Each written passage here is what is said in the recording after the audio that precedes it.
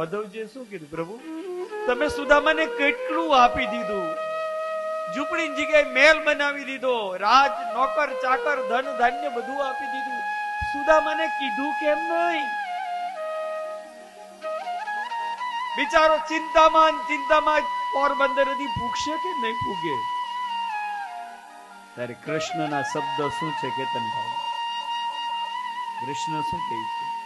જે મારી પાસે આવ્યો ને, જે મારી પાસે માગવા આવ્યો એ માગી ન શક્યો, મારી પાસે માગવા આવ્યો એ માગી ન શક્યો, તો આપવા વાળો કેમ કહે કે મેં તને આપ્યું?